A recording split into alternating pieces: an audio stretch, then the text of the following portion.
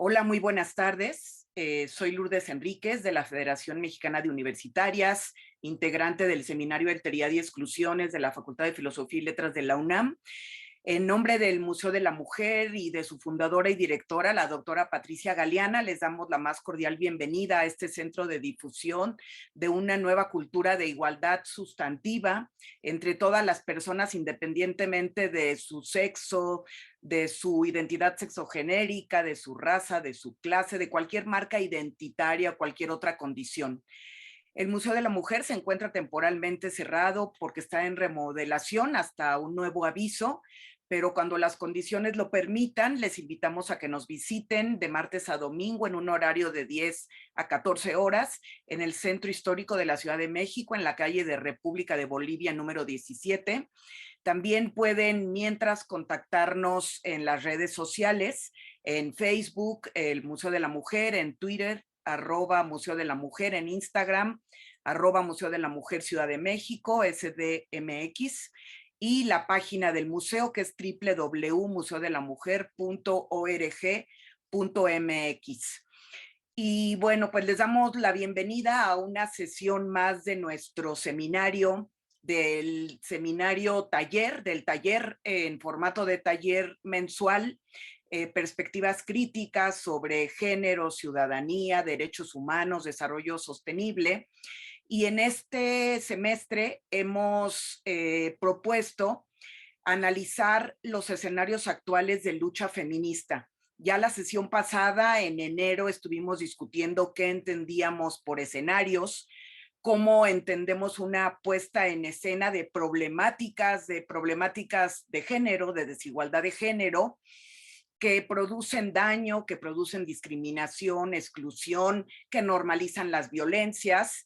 Y también queremos centrar la discusión en esos escenarios de lucha en contra de las jerarquías androcentradas, en contra del sistema binario, jerárquico, heterosexuado y asimétrico, las urgencias del presente, cómo se discuten, cómo se debaten, cómo deben dialogarse de manera situada, contextualizada también. Y bueno, en suma queremos ver de qué manera estos escenarios actuales de lucha feminista por el acceso a la justicia, pero una justicia no nada más dentro del ámbito de lo legal, sino una justicia social e histórica. Queremos también tratar la coyuntura, la oportunidad, la estrategia. Y bueno, para el día de hoy, el tema que propusimos es hablar de la memoria de los cuerpos violentados, hablar de esa sobrevivencia, pero también del ámbito de lo que ha llamado pues la ley, la figura de la víctima. Queremos discutir victimizar, revictimizar, pero en el centro la discusión de hoy, para empezar, y estábamos pensando que pueden ser algunas otras sesiones de este taller más sobre el tema de la memoria, el archivo, el testimonio, la fuerza política del testimonio también.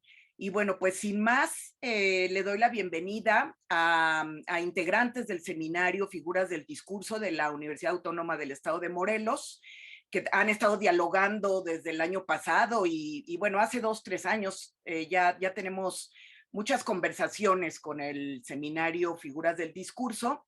Y ahorita le voy a pasar la palabra a Natalia Talavera, que es integrante desde hace muchos años de este seminario Figuras del Discurso. Pues Natalia tiene una formación en psicoanálisis también y es integrante del seminario Alteridad y Exclusiones. Y pues desde ahí retomas, Natalia, el tema de la memoria para luego irlo situando en la memoria de los cuerpos violentados. Entonces, bueno, pues sin más, te paso la palabra, Natalia, y te agradezco que hayas aceptado iniciar la sesión del taller de hoy. Muchas Adelante. gracias, Lourdes. Antes que nada, este trabajo es el producto de una discusión, como Lourdes señaló, entre seminarios. Y bueno, lo que voy a leer aquí en realidad es producto de toda esta discusión, ¿no? Le he agregado algunas cosas conforme hemos platicado para, digamos, ir complementando todas estas dudas e inquietudes que nos habían estado surgiendo al respecto. El trabajo tiene que ver, o más bien es una reflexión sobre la matanza de Acteal, y me concentro sobre todo en la cuestión de la elaboración del trauma, el testimonio y el duelo. Bueno, esta es una poesía de Ruperta Bautista, está en maya, aquí está la traducción. Se llama Lunes en el Pozo. En la infancia del día, el sol se baña perfumando el rezo de los humildes. Una velación cubre el sano cuerpo del lugar, la mirada traicionera atenta. Plegaria y humedad de la selva en minutos se convierten en ríos de sangre. Las alabanzas se visten de agonía, florando en el polvo destructor. Hombres asesinos marchan decididos sobre almas buscadoras de justicia. Actúan cobardes y malvados, se siente su ruido de carnicería. Los inocentes tocan al portón de la tumba, degollados por el testamento dominador. Caminan en el suelo cubiertos de espinas con su muerte obligada. Es testigo el desesperado aire y rojas lágrimas de tiempo cubren el rostro de los huérfanos acribillados con odio de ametralladoras. Testimonio, la verdad del otro. El propósito de este trabajo es pensar la experiencia de la crueldad en la matanza de Acteal a partir del análisis de diversos testimonios proporcionados por sobrevivientes.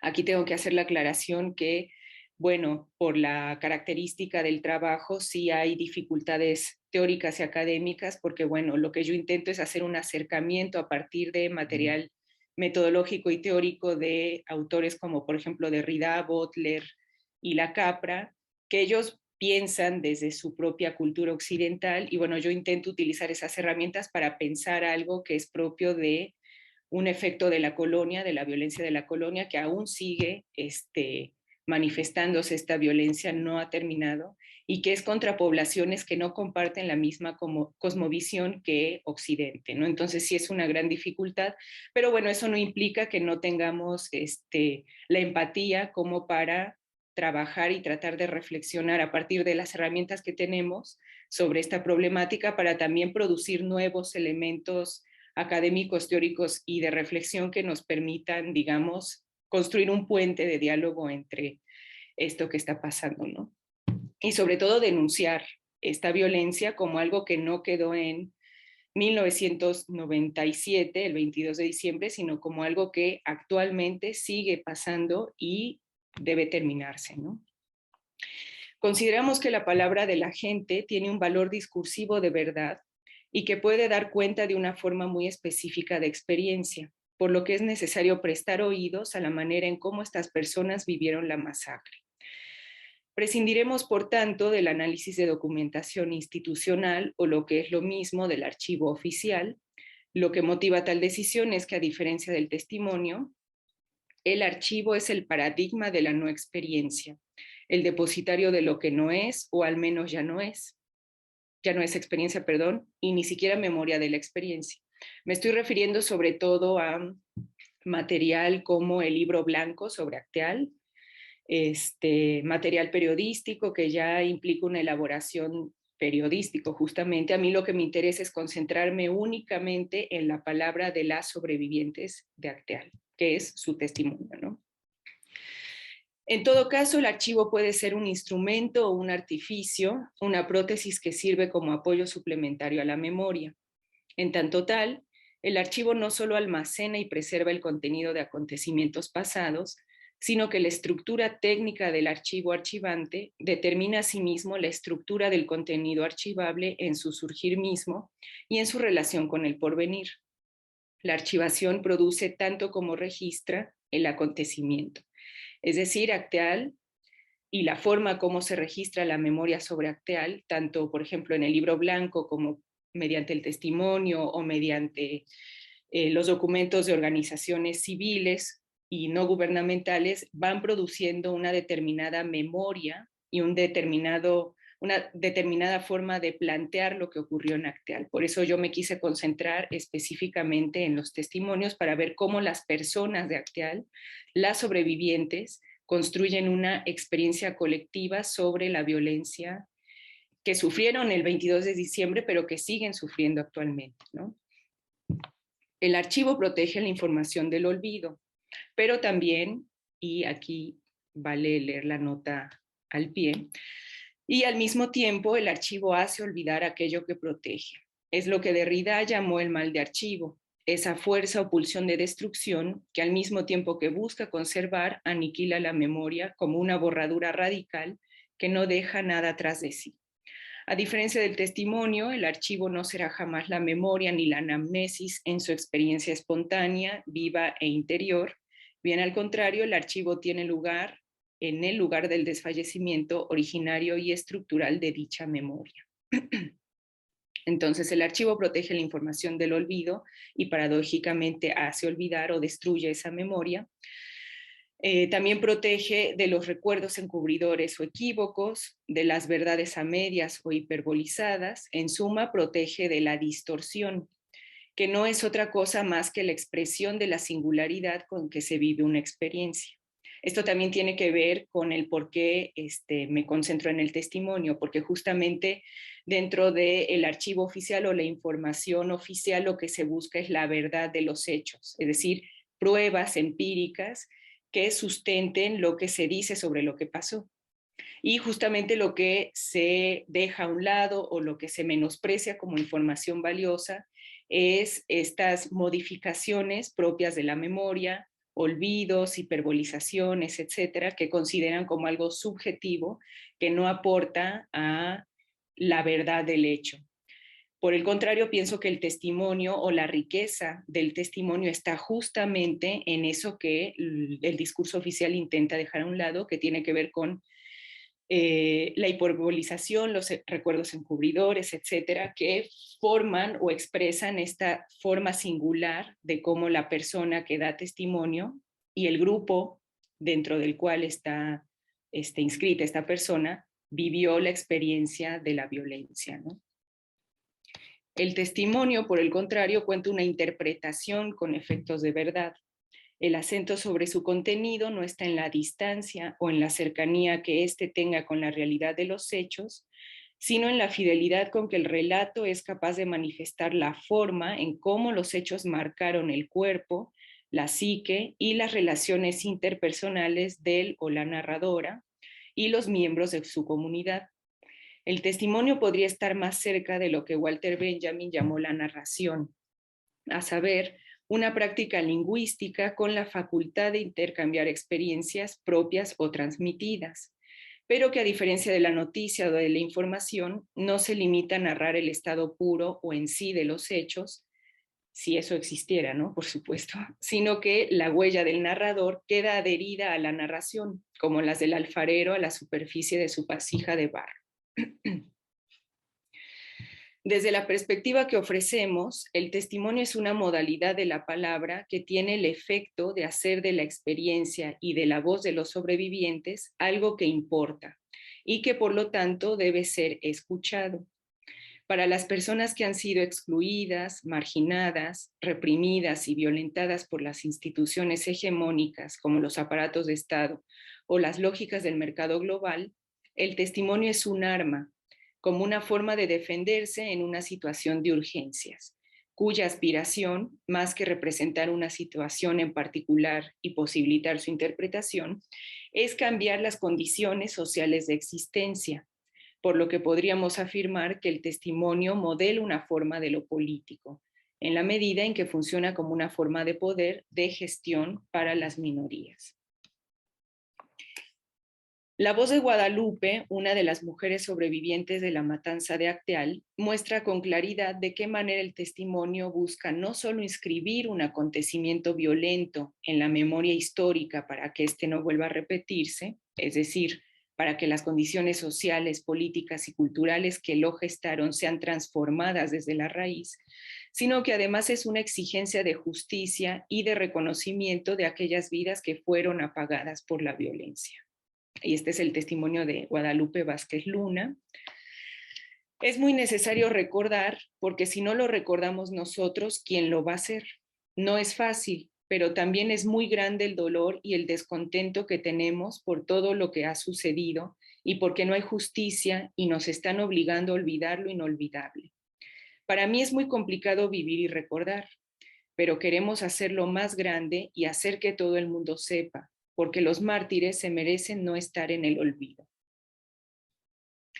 Son las voces de los excluidos y las excluidas las que hablan a través del testimonio. Nadie habla o escribe por ellos. Ellos mismos se convierten en una autoridad que narra y describe experiencias individuales y colectivas, inscribiéndolas como saberes válidos que buscan su lugar en la historia y que se resisten a la censura, al olvido o a la indiferencia.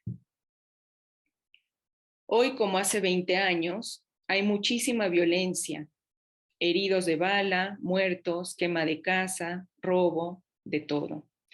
Aquí, dice Lupita, en la Tierra Sagrada, el mismo lugar donde fue la masacre de Acteal hace 20 años y sobre la que aún no hay solución ni justicia.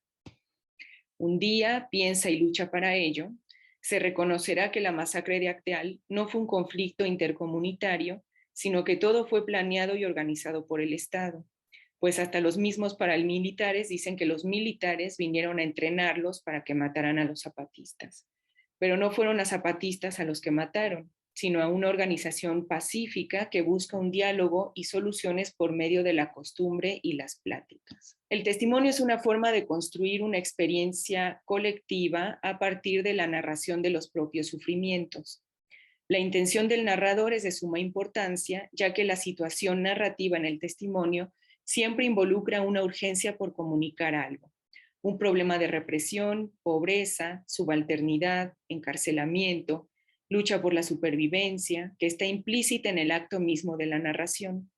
La posición del lector del testimonio es parecida a la de un miembro del jurado en la corte. A diferencia de la novela, el testimonio promete, por definición, estar fundamentalmente preocupado por la sinceridad y no por lo literario. El testimonio es una estrategia de memoria que supone la recolección de experiencias de la gente que hace posible la construcción de una historia popular escrita por la gente misma, cuya verdad y credibilidad se fundan en la fuerza emocional y experiencial del relato, en el compromiso de honestidad del o de los narradores que obliga a sus interlocutores, lectores o escuchas, a respetar y a dar por hecho lo que se dice. Por esta razón, una particularidad importante del testimonio es su efecto de realidad, es decir, la producción de sensaciones y de formas de experimentar lo real que tienen impactos diversos en quienes reciben la palabra testimonial. El conocimiento y el saber que se producen en el testimonio no se limitan simplemente a la realidad de los hechos, sino que en su constante reproducción y repetición en la voz de quien testifica, se produce algo del orden de un acontecimiento. Como señala Lau, no solo se ofrece el testimonio de hechos empíricos, sino del verdadero secreto de la sobrevivencia y de la resistencia al exterminio. El testimonio expresa esta resistencia al exterminio, ¿no? Eso me parece fundamental. Inclusive, aun cuando el testigo no haya vivido directamente la experiencia, por ejemplo, en los casos de descendientes directos de los sobrevivientes, es capaz de dar un testimonio auténtico, dado que la verdad de lo que se dice no está directamente relacionada con una precisión fáctica en un sentido empírico, sino que es la experiencia misma y su fuerza afectiva la que presta autenticidad al relato, ya que el testimonio siempre suplementa los hechos con experiencias y cualidades performativas. En otros términos, el testimonio reclama una verdad experiencial, una verdad que corresponde a la memoria de lo vivido.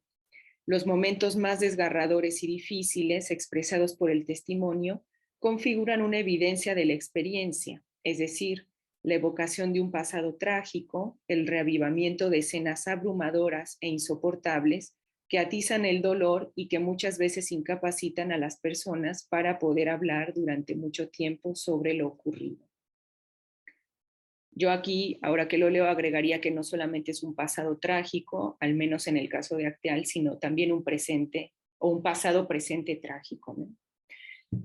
Lo que interesa expresar por medio del testimonio no es la vida de una personalidad individual, sino las diversas problemáticas que envuelven las condiciones sociales en las que las narradoras viven.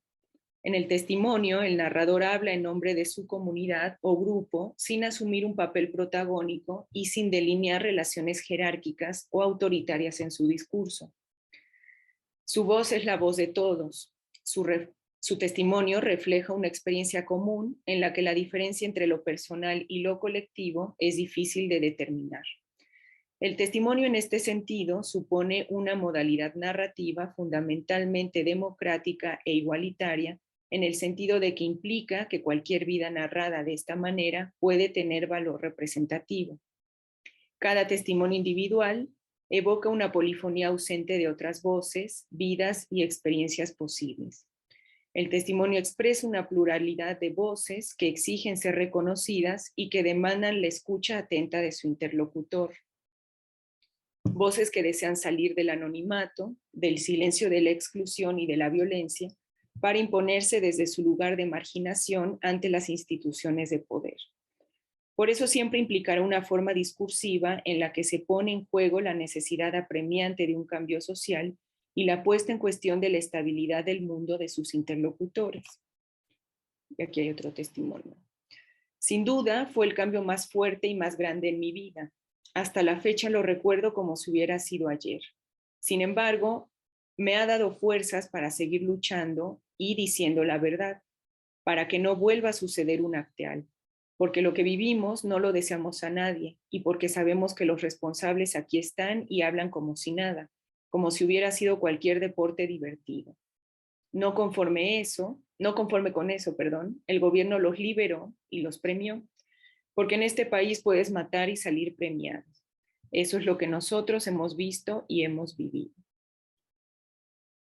En este sentido, el testimonio tiene un efecto ominoso, introduce y reitera el horror, produciendo una sensación de extrañeza en quienes se ven obligados por la fuerza interpelativa propia del testimonio a escuchar y a responder a la demanda testimonial.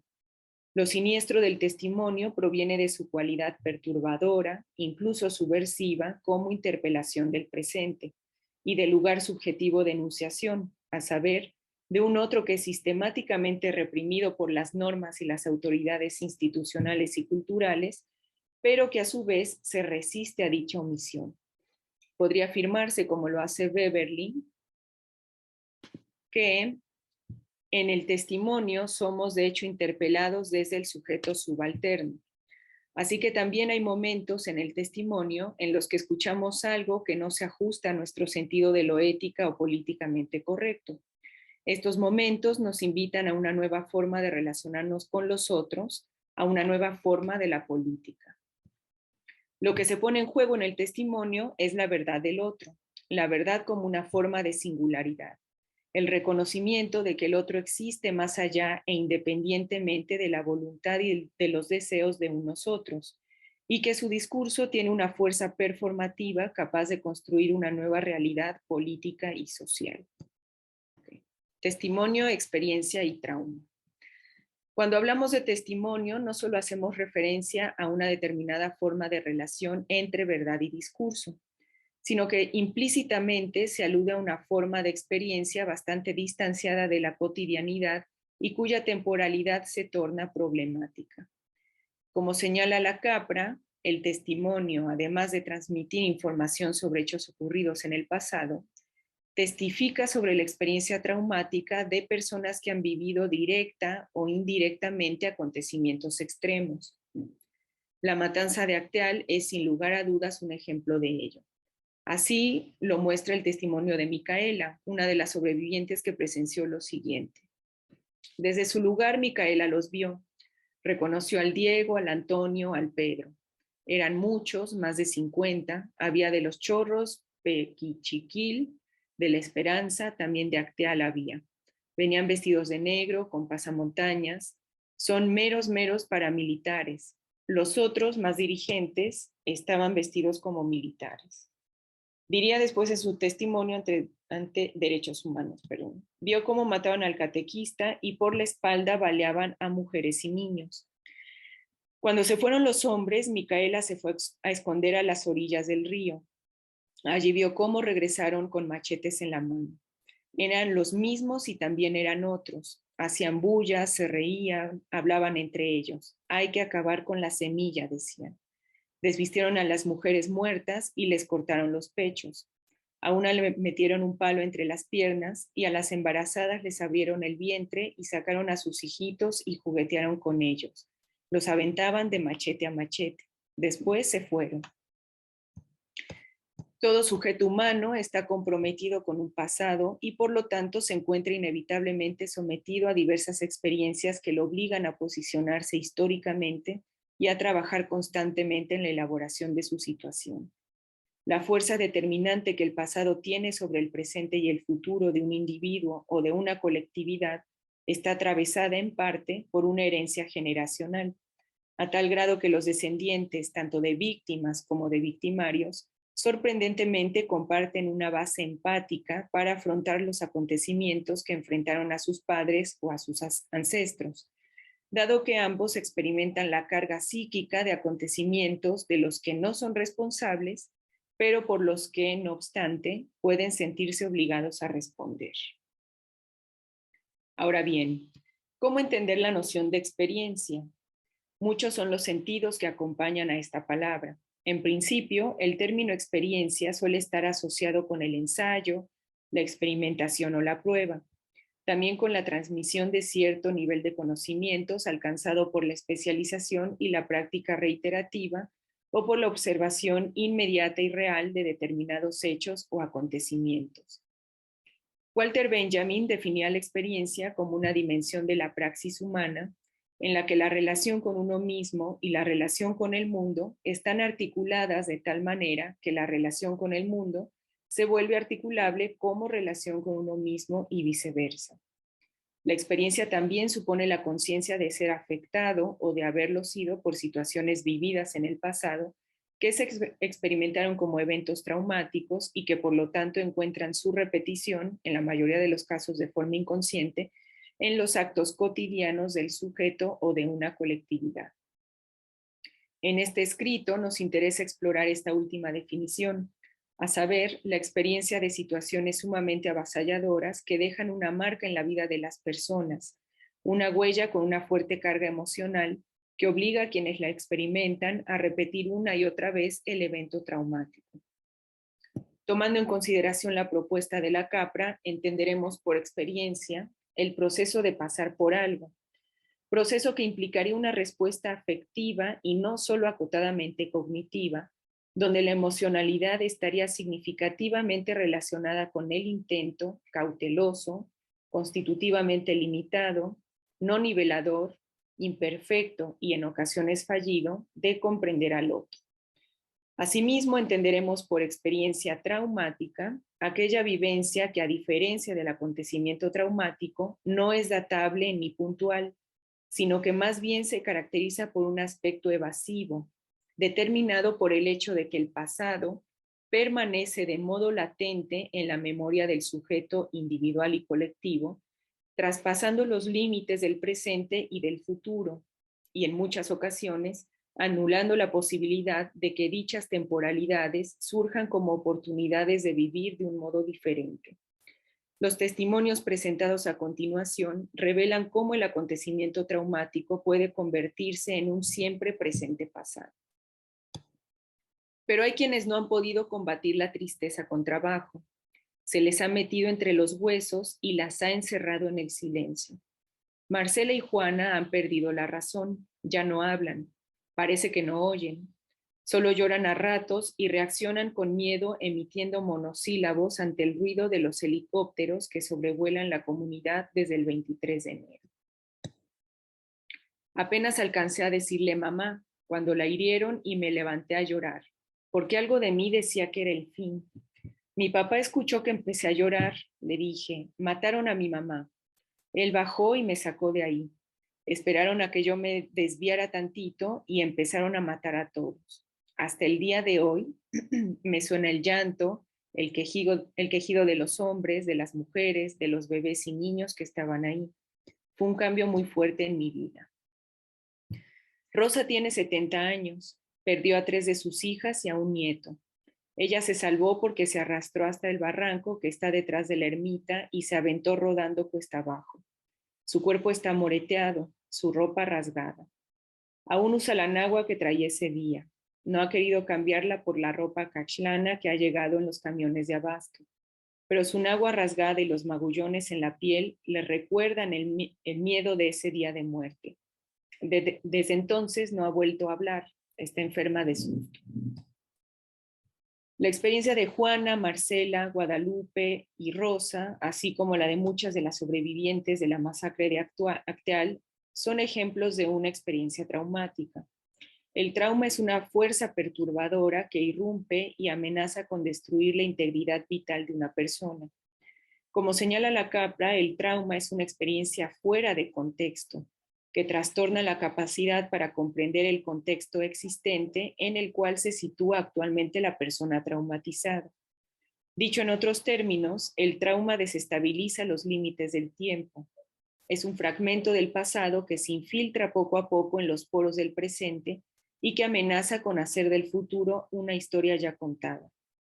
La memoria traumática supone cierto dilatamiento en la temporalidad que instaura lo que Freud llamaba un periodo de latencia entre el acontecimiento traumático y lo que ocurre después.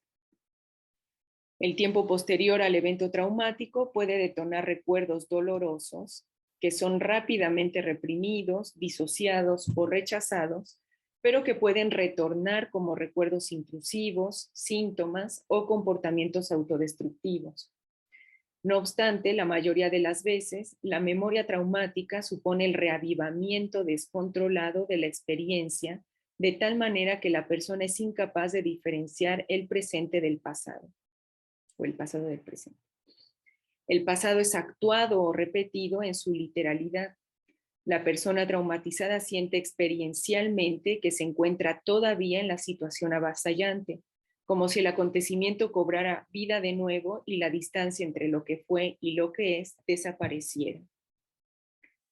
La desorientación que conlleva la experiencia del trauma generalmente va acompañada de una disociación entre el afecto y la cognición. Por esta razón, la mayoría de las veces, la representación de la vivencia dolorosa suele caracterizarse por una experiencia de anestesia emocional o distanciamiento, y las emociones abrumadoras suelen carecer de alguna representación, o incluso en algunos casos se acoplan con otras representaciones que no tienen una relación directa con el evento traumatizante, como por ejemplo ocurre en casos de angustia generalizada. Se trata de una relación aporética entre representación y afecto, con posibilidad de oscilación descontrolada entre los polos de una doble direccionalidad. Podríamos postular que la aporía indica un trauma que no ha sido viablemente elaborado y por lo tanto conduce a la repetición compulsiva de la relación aporética. En la experiencia traumática, el pasado es revivido y reexperimentado compulsivamente, por lo que su elaboración se torna indispensable para la supervivencia integral de la persona traumatizada. Debido a su fuerza performativa, consideramos que el testimonio puede contribuir a la creación de posibilidades que antes eran impensables, como la cura por la palabra que en su tiempo propuso Freud. Dar testimonio puede ser un modo de elaborar el trauma por medio del distanciamiento crítico y la recontextualización de la experiencia traumática, de tal modo que pueda haber un compromiso ético y político con las demandas de un nuevo presente y de un futuro por venir. Duelo y elaboración del trauma, procesos sociales para un nuevo hacer político. La elaboración de un trauma implica un trabajo exhaustivo que apunte sobre los síntomas postraumáticos y que neutralice la fuerza compulsiva a repetir el acontecimiento traumático.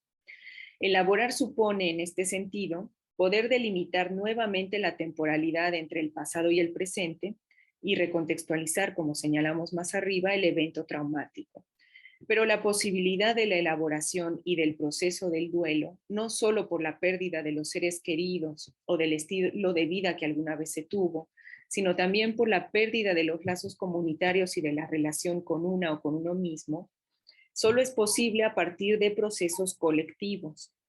a partir de un ejercicio de lo político que sitúe a los sujetos de la comunidad lastimada en un lugar distinto, abriendo con ello la posibilidad de un futuro que la experiencia de lo traumático parecería poner en entredicho. Es por eso que la elaboración dada como un proceso puramente individual resulta ser poco exitosa, sobre todo cuando hablamos de un acontecimiento, como es el caso de Acteal, que involucra una serie de procesos históricos y culturales que exceden la dimensión de un individuo soberano. Inclusive, un duelo que es procesado en aislamiento o en soledad puede llevar más probablemente a episodios melancólicos y estados de inhibición o de dolencia existencial, pues la pérdida es asumida como algo propio y no como un dolor y un problema que compete a la sociedad.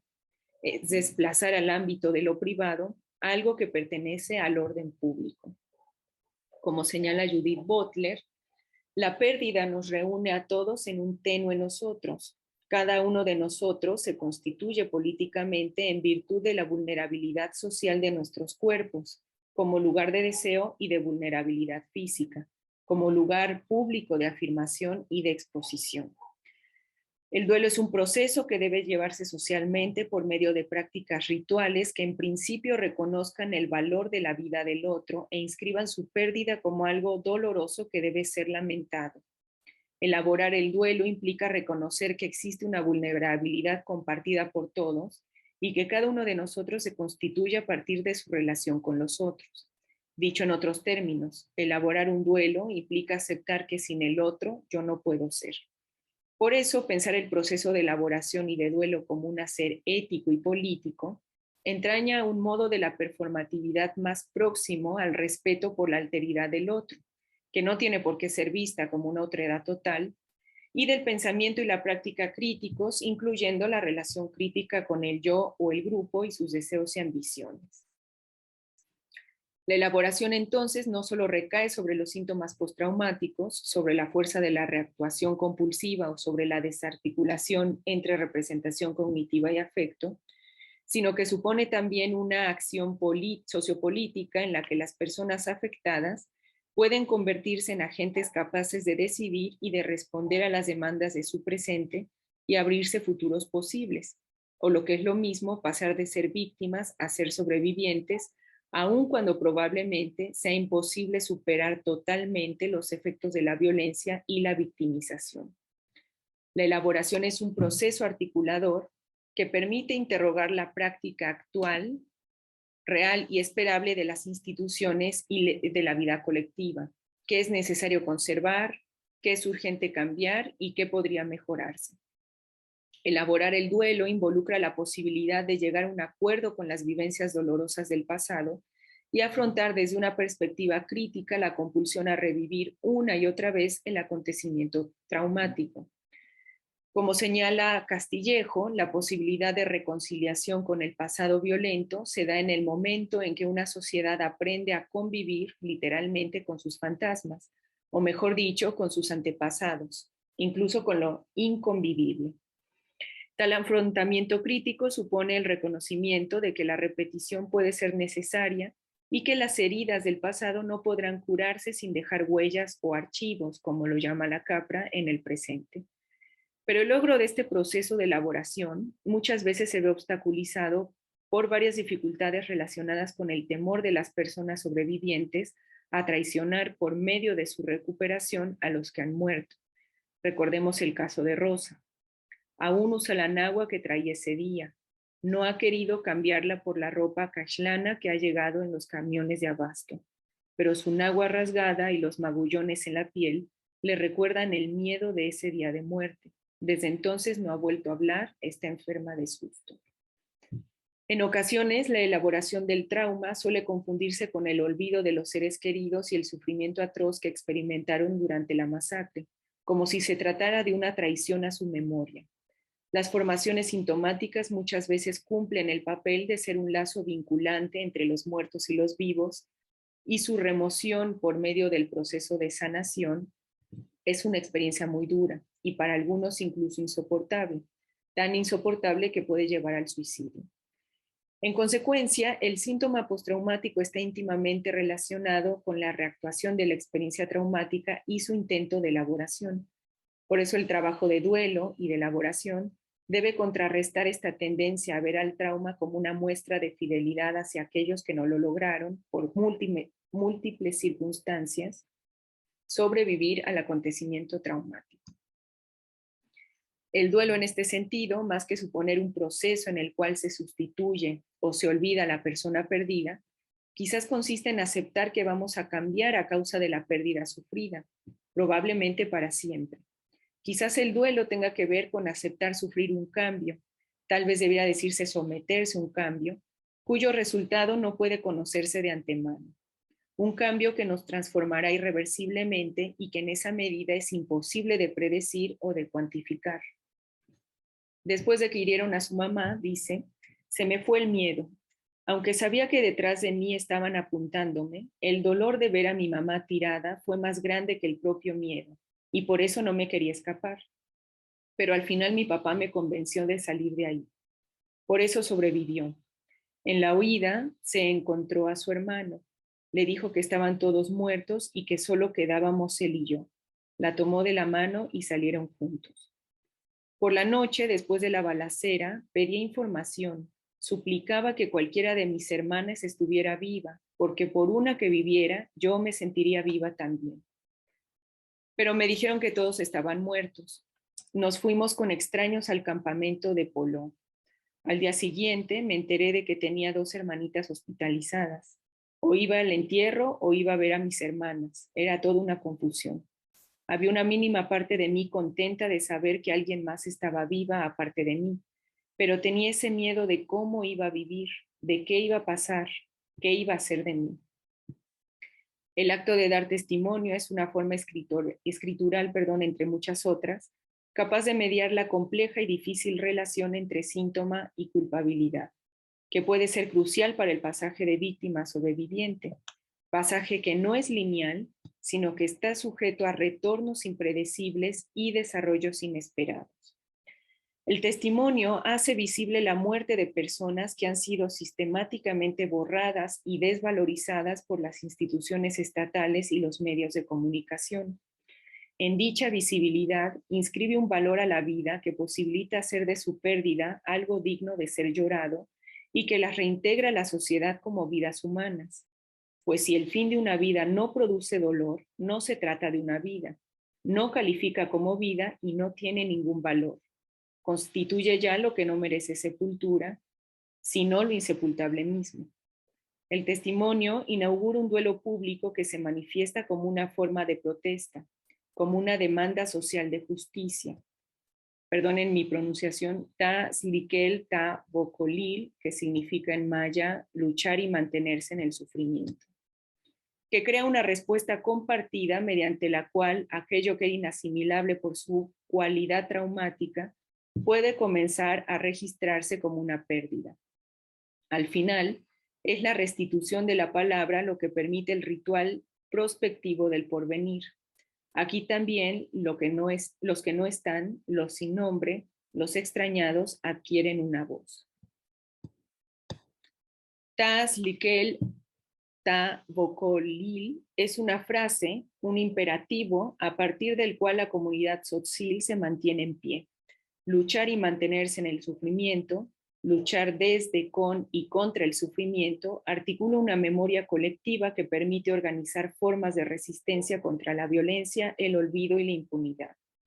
Acteal es un síntoma, una reiteración que nos obliga a voltear atrás para hacernos conscientes de que el 22 de diciembre de 1997 es un pasado presente, que la violencia en contra de ciertas comunidades sigue sucediendo y que eso debe terminar. Este texto se suma a la construcción de una memoria colectiva de las luchas que declara con insistencia que una matanza como la de Acteal no debe repetirse nunca más. Bueno, hasta aquí mi participación. Muchas gracias.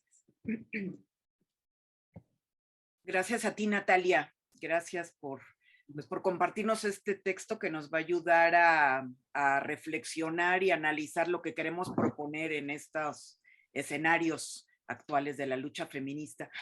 Bueno, pues ahora le voy a pasar el micrófono al doctor Armando Villegas, también de la Universidad Autónoma del Estado de Morelos, coordina este seminario de figuras del discurso, profesor, investigador también allá de la Universidad de la UAM, también de la Facultad de Filosofía y Letras, igual que Natalia, ¿no? Eres profesora de la facultad. Pues adelante, Armando. Ay, gracias. No sabía que iba a participar después de Natalia, pero bueno, creo que la discusión que abre o que reabre o que sigue abriendo, no solamente el texto de Natalia, sino el caso de Acteal, es una discusión que tiene varios, digamos, escenarios o frentes, como le llamamos aquí la vez pasada. En primerísimo lugar, pues claro, está la memoria de los sobrevivientes y las sobrevivientes. Es decir, cómo esto ha afectado no solamente las relaciones sociales en una comunidad, sino cómo las sigue afectando. Los periodistas, los estudiosos del tema han dado cuenta de cómo la intervención de ciertos juristas y académicos para liberar a los culpables, a autores materiales, pues ha dado cuenta de cómo estos han vuelto por sus fueros también como síntoma, porque no solamente es el dolor el síntoma, sino la violencia de quienes perpetraron esa violencia, un síntoma que es reiterativa. Entonces estos estudios dan muestra de cómo uno de esos escenarios y de esos frentes también de lucha es la lógica del Estado mismo. Es decir, el Estado no es una persona muy mala, como piensan ahora algunos periodistas, sino una lógica de la dominación. Y ese Estado es el que ha permitido, ha solapado y ha construido también su propia memoria, digámoslo así, su memoria de exclusión, su memoria de autoridad. Y si bien es cierto, los grupos sociales ni perdonan ni olvidan, yo creo que el Estado también en ciertas lógicas, porque es reiterativo, tampoco perdona ni olvida. Y eso es justo lo que podemos analizar en estos momentos sobre este caso en particular. Ernesto de Ledesma ha estado estudiando y denunciando sistemáticamente cómo estos paramilitares siguen operando y siguen actuando ahí en la comunidad de Chenaló, de Aldama, de los municipios en donde esta violencia se perpetró. Y otra de las aristas porque la forma en cómo construimos la memoria, repito, tiene que ver con muchas fuerzas. Podríamos llamar aquí a considerarla como también una violencia sobre cómo al exterior de esas comunidades nosotros tematizamos y cómo elegimos hablar de un tema que nos convoca a todos por la empatía que sentimos con esa violencia que se produjo ahí y que, repito, se sigue produciendo. Entonces, en términos históricos, esa violencia también tiene una particularidad que se tiene que analizar como en un contexto más amplio, que es la segregación a las comunidades indígenas a través de distintas violencias límite. Y decíamos en una reunión anterior, pues solamente baste recordar las violencias que la precedieron, que son también violencias sacrificiales como las matanzas del Charco y de Aguas Blancas. Entonces, estas violencias ya se han sobredeterminado. Entonces, ¿cómo se construye una memoria? Bueno, podríamos decir deshilando todas estas experiencias para dar cuenta de una sensibilidad que es nueva en relación a otras violencias anteriores a ese momento en el que la lógica del Estado, los intereses económicos cambiaron también. Luis Hernández Navarro, pues ha documentado todo esto, ha sacado artículos en donde él piensa que incluso el papel de un centro de investigación como el CIDE es importante, digámoslo así, es decir, habiendo tantos indígenas, mujeres y hombres que no acceden a la justicia por diversas razones, dado algunos acuerdos entre políticos que siguen operando y actuando, se utiliza un centro de investigación para enarbolar una propuesta para ejemplificar la falta de un debido proceso en el juicio a los responsables, y que enmarca también una cuestión como de ejemplaridad, es decir, que no se les vuelva a ocurrir orar por la paz, porque el poder está en otros lados, ¿no? El poder puede volver a hacerlo, aun cuando en el contexto de ese espacio histórico que conocemos bien, que es el conflicto por un lado del zapatismo, pero por otro lado también de otros actores, paramilitares, iglesias, las empresas, etc. Aun cuando esos actores pueden seguir diciendo, bueno, pues miren, aquí va a seguir sucediendo esto, como sigue sucediendo. Entonces yo creo que el texto de Natalia es, como dice al final, un esfuerzo por no olvidar, ¿no? Es decir, aun cuando podamos decir, bueno, ¿para qué volver sobre el caso? Bueno, pues volvemos sobre el caso porque necesitamos transmitir a las generaciones que hoy en día son más jóvenes que nosotros, pues que ahí sigue latiendo algo y que debe detenerse. Esto es fundamental, lo que dice Natalia al final. Eso se debe detener porque pues está produciendo una violencia hacia la mujer, por supuesto, ¿no? Eso que al principio, antes de entrar al aire, decía Ana María, que esta, digamos, idea de matar la semilla pues sigue siendo fundamental, y la semilla, pues en la imaginación de los mexicanos y en particular de las comunidades indígenas, pues es algo muy importante. Entonces, pienso que el texto de Natalia nos da mucho que pensar, pero sobre todo en pensar todas estas variables de cómo se construye una memoria. Y que si bien es cierto, las comunidades construyen su propia memoria basada en el dolor y en el sufrimiento, llevan a cuestas el sufrimiento de esos acontecimientos, también es cierto que algunos otros actores también dicen, no, pues nosotros también construimos nuestra memoria y la hacemos de esta manera, ¿no? Violentando sistemáticamente, reiterando, repitiendo todo aquello que está en nuestro juicio sujeto a exclusión.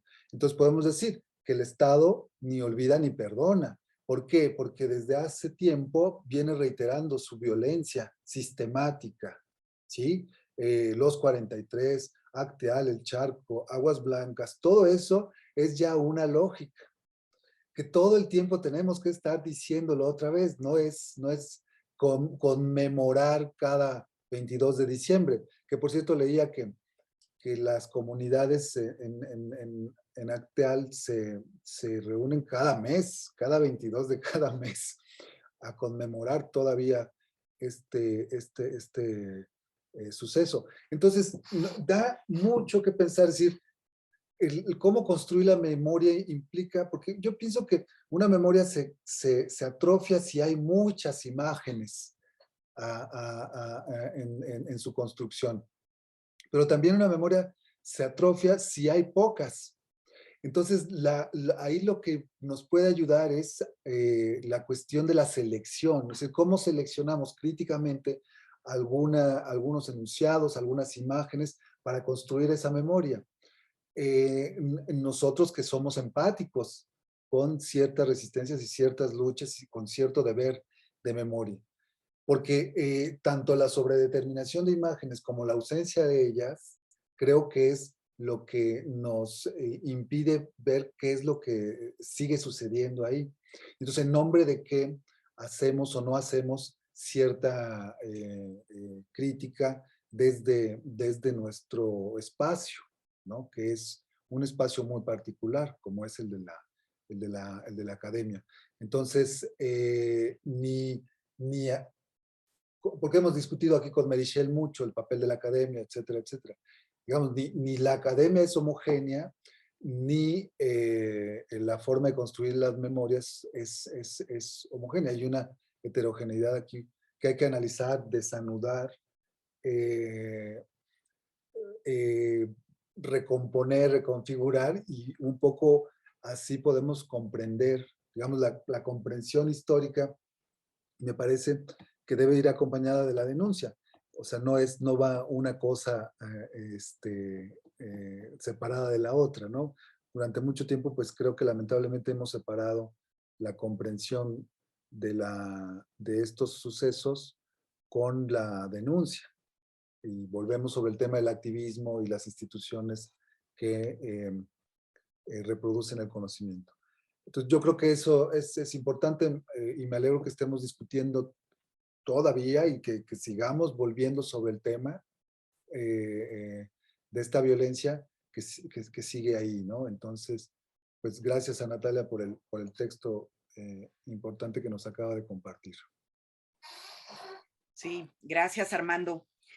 Y como bien dices, pues lo que queremos analizar es justamente la memoria de las luchas feministas contra las desigualdades y contra la normalización de las violencias.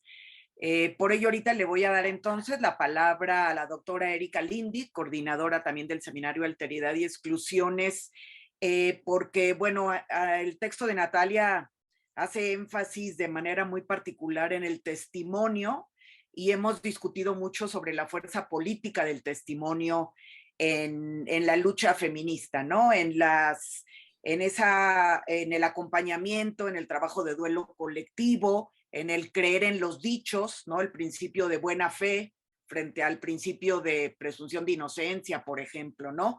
En las violencias de connotación principalmente sexual. Entonces, bueno, sin ahondar ya más en lo que queremos ir poniendo en la mesa de discusión, te paso la palabra a Erika, también profesora e investigadora de la Facultad de Filosofía y Letras. Muchas gracias, Lourdes. Muchas gracias a Natalia por poner sobre la mesa pues un caso tan grave, ¿no? Por la gravedad de lo que se está discutiendo, de la violencia hacia las mujeres indígenas, y una serie de problemas también que es necesario, que es urgente discutir. Lo que yo voy a presentar, les platico que este texto de Natalia lo discutimos en nuestro seminario de investigación hace unos 2 días, ¿no? Y mi primera reacción, por supuesto, es de conmoción, ¿no? Frente a lo que se está planteando, por una parte, y por otra parte fue como la respuesta a la fuerza de los testimonios y a la fuerza también de la elaboración del texto de Natalia. Entonces, sobre eso elaboré unas cuantas notas, una propuesta para seguir desarrollando y para seguir pensando, en la medida en que me interpela la problemática de una manera muy fuerte, pues, que se está discutiendo, ¿no? Entonces retomo de la participación esto sobre la fuerza o las fuerzas del testimonio. Dice Natalia, se trata de inscribir un acontecimiento violento, y yo diría, o también como dijo Armando, y como la misma Natalia dijo, series de acontecimientos violentos que no cesan, ¿no? Que se siguen repitiendo, pues, en la memoria histórica, en una memoria histórica que los excluye sistemáticamente, ¿no? Desde el discurso de Estado, como decía Armando, pero también desde los discursos académicos, algunos, ¿no? Entonces, aunque sea evidente, yo quería insistir en lo que sigue. En el caso de la masacre de Acteal, como en la larga historia de las violencias que han sufrido las mujeres indígenas y los pueblos indígenas, esta exclusión de la memoria histórica es una instancia también violenta del racismo y de todas las otras formas de exclusión y dominación que estructuran como aparato nuestra sociedad colonial. Y esto es lo que produce estas memorias testimoniales como memorias de los otros o de las otras. Una primera propuesta, pues, desde el trabajo que hacemos, desde el trabajo crítico que hacemos, no quisiera inscribirlo como trabajo académico. Entonces, una primera propuesta es la de no aceptación de estas exclusiones, ¿no? El testimonio, o sea, una parte de la fuerza del testimonio es que se trata de una instancia de la no aceptación. Y así es una fuerza de resistencia. Entonces quiero citar el testimonio de Guadalupe Vázquez Luna, el primero del texto de Natalia. Dice ella: si nos olvidan a obligar lo inolvidable, lo recordamos para hacerlo más grande, y para hacer que todo el mundo lo sepa, porque los mártires se merecen no estar en el olvido.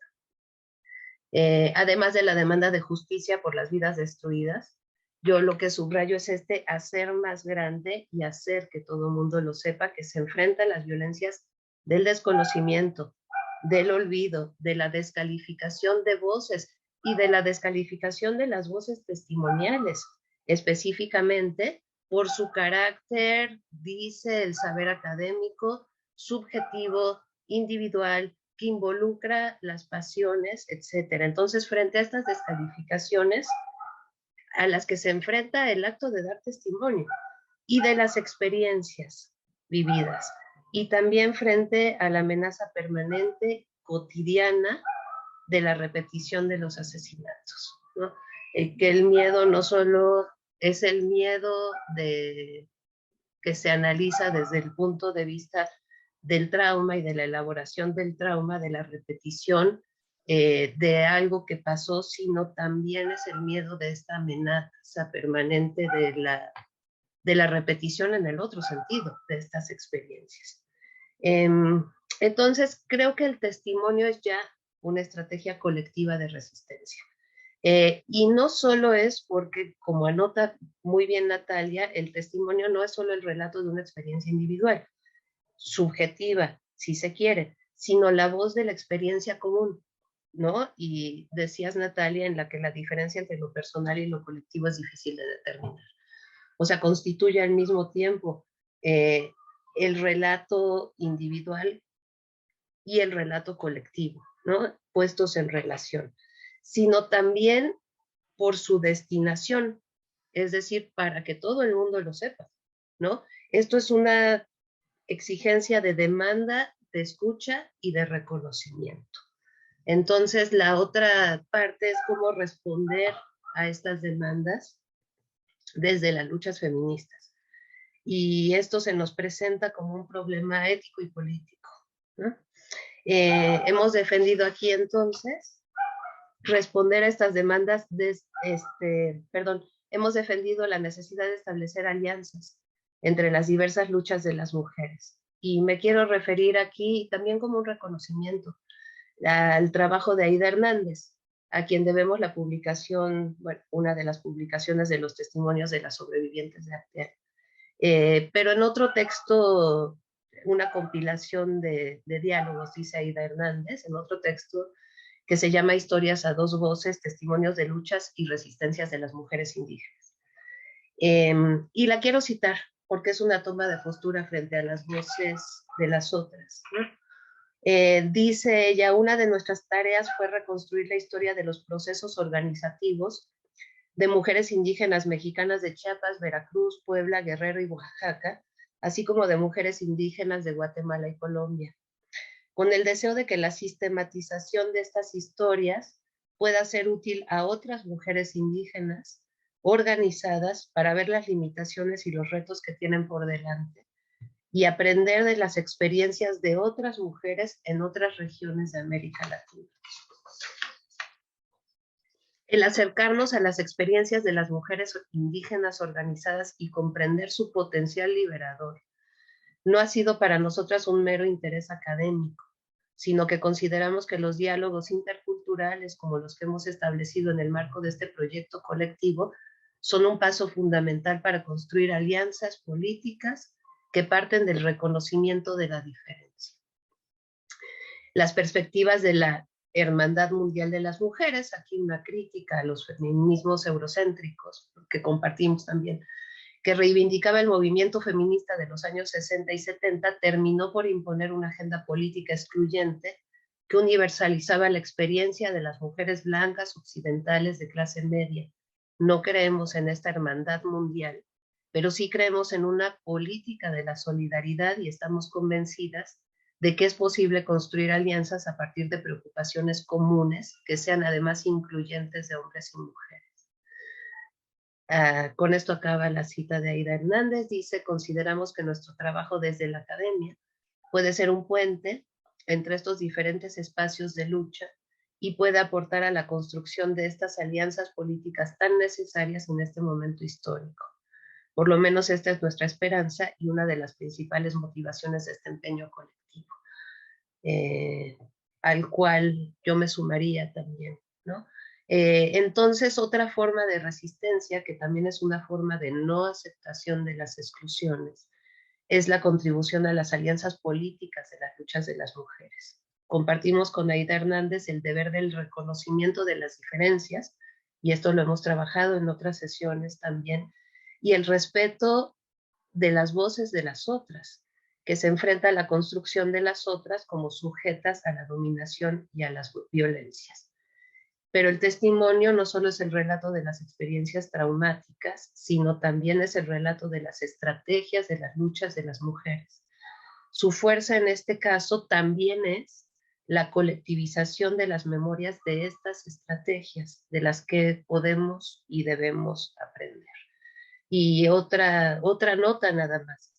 Aquí también la no aceptación de esa construcción de las otras excluidas, es el deber de no reforzar desde los saberes académicos estas exclusiones, puesto que estas también se producen en estos saberes, a lo que se refería Natalia, con una dificultad de lectura del trabajo crítico, ¿no? Al principio de su texto. Y con esto me quedo, pero el espacio de la discusión es muy grande. Sí, así es. Pues gracias, Erika. Te paso la palabra a Ana María y bueno, después de Ana María abriríamos a quienes quieran intervenir aquí, que están presentes en la sala del Zoom, y también tenemos algunos comentarios y preguntas en las redes del museo. Te paso el micrófono, Ana María, y te agradezco que estés de nuevo aquí. Ana María Martínez de la Escalera, profesora investigadora de la Facultad de Filosofía y Letras, coordinadora también de nuestro seminario desde hace más de 2 décadas. El seminario Alteridad y Exclusiones. Gracias, Ana María. Gracias a ti, como siempre, Lourdes. Y por supuesto me adhiero al agradecimiento emocionado del texto de Natalia Talavera, que puso sobre la mesa una cuestión que nos atañe desde hace mucho tiempo en nuestro seminario y de manera muy particular en las últimas sesiones del taller que conduce Lourdes aquí en el Museo de la Mujer.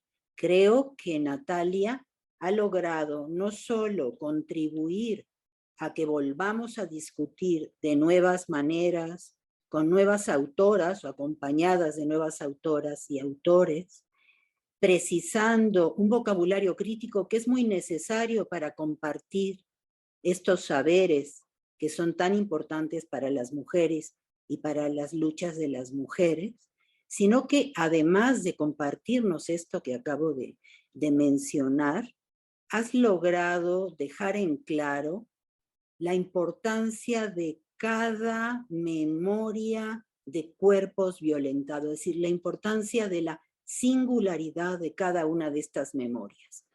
Cada una de estas memorias vale por sí misma y a la vez vale por todas las memorias de las luchas de las mujeres. Tiene esa doble cualidad. No podemos decir que fue más importante para las mujeres luchar a favor de la justicia o insistir en la justicia y en la denuncia de uno de los casos, de cada uno de los casos de feminicidio, no ha sido más importante que este planteamiento que nos acabas de hacer de la memoria de los cuerpos violentados. Debemos aprender a dar su lugar a cada una de estas memorias de las luchas de las mujeres.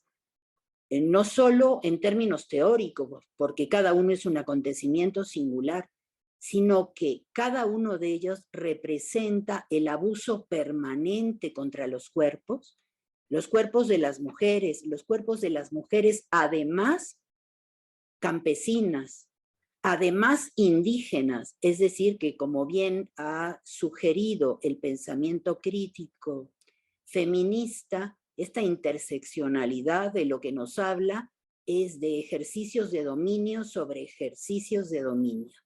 La matanza de las mujeres de Acteal implicó este ejercicio interseccional, una matanza de cuerpos, una violentación de cuerpos, incluso un juego barbárico con los cuerpos de las mujeres ya muertas, con los fetos que arrancaron calientes todavía del cuerpo de sus madres, y estos grupos paramilitares se pusieron a jugar con ellos.